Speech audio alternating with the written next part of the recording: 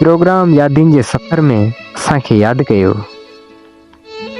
तो कली बलोच लाशारी आवाज़ के सदा मलिक सफ़र में अवां साम सफ़र रूपचंद कुमार कलम खणे तो कली बलोच लाशारी प्रोग्राम यादिन जे सफ़र में तो कली बलोच जी लिखल शायरी अजो के प्रोग्राम में शामिल कंदा हलूं।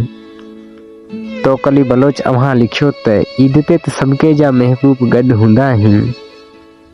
हाँ, ईद ते सबके जा महबूब गड हुंदा आहिनि। मुझी भी दिल चवे थी त तू मुसां गड हुजी, पर तू त अखियुनि खां परे आहीं। पोइ तू ई ॿुधा त कहिड़ियूं ईदूं, हा पिरी कहिड़ियूं ईदूं। अॻे तू चवंदो हुएं हिन ईद ते गॾु घुमंदासीं, पर हाण त तू इहो बि पुछण छॾे ॾिनो आहे। जॾहिं बि आउं कारा कपिड़ा पाईंदो हुउसि तॾहिं तू चवंदो हुएं त तू कारा कपिड़ा छो थो पाईं। कारा कपिड़ा त उहे पाईंदा आहिनि जंहिंजा महबूब जुदा हुजनि।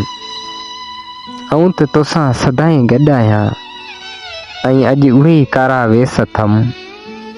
हा रूपचंद, अॼु हिन ईद ते उदास ऐं अकेलो आहियां।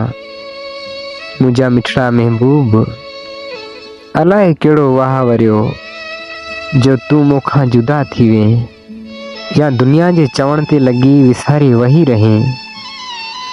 पर तोखे कहिड़ी ख़बर,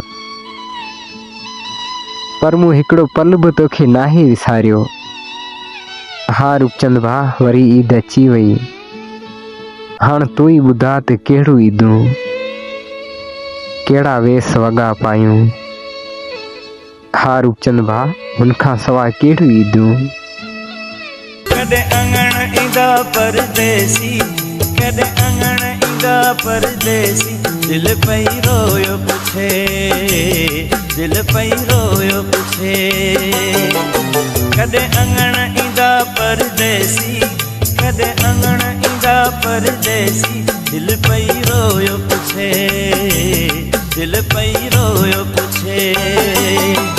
आया लुढ़क अखियुनि में भरजी, आया लुढ़क अखियुनि में भरजी। तिनखे यादि करे,